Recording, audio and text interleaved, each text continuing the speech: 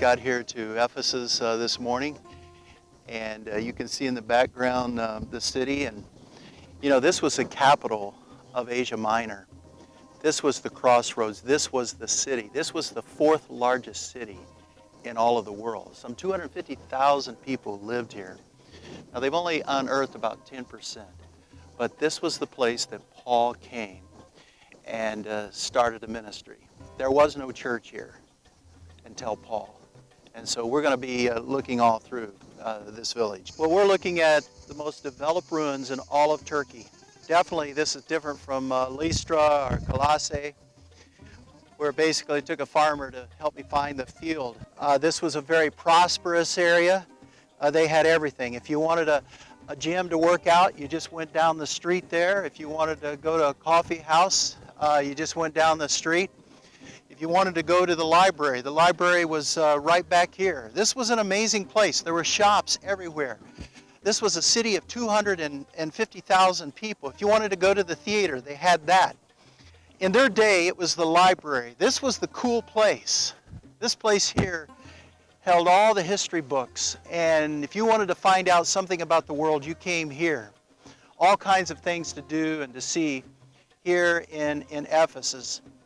But if you wanted to go to church, there were no churches.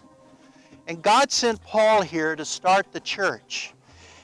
If you did want to worship, you probably go to the temple of Artemis. And this was a local temple that we're going to see. And these people were fanatics about their god Diana. In fact, her temple was one of the 7 wonders of the ancient world. There's not much left of it, but people would flock to worship Diana. This place had it all. I keep wondering what it would have been like for Paul to have been here, and now I'm here and just kind of wondering. He spent almost 3 years here in ministry, and this is where he started. This is how he would set up his ministry. He would go to the local synagogue, and he would gather a group of people around him, and they would teach.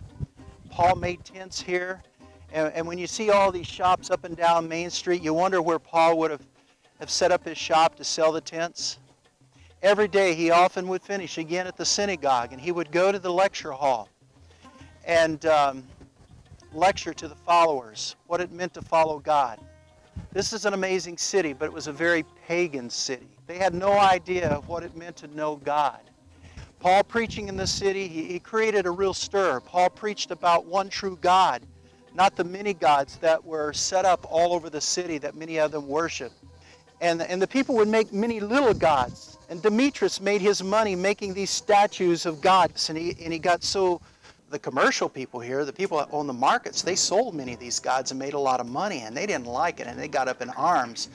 And so they come to this amphitheater, and 24,000 people showed up to hear them talk about Paul and to get after him and say, you can't do this anymore, or we're going to put you in jail. So here Paul is standing in this tunnel, probably this tunnel. There's only a couple of tunnels here. This is the very tunnel that lions would come out of and the actors would come onto the stage. Paul is standing there, and I can imagine he cannot wait for the moment. Paul is excited. He's thinking, wow.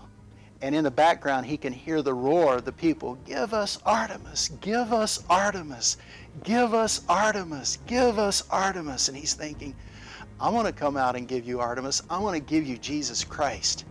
And so he's standing probably right here, and Paul turns and he walks out here, and instead of being negative or trying to defend himself, he just walks out on the stage and he starts talking about Jesus Christ.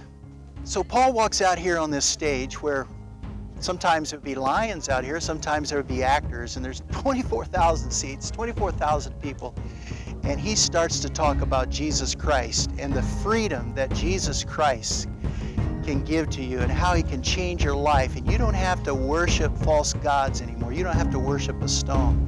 I tell you what, this excites me, to be able to say, we're standing right here where Paul was in Ephesus.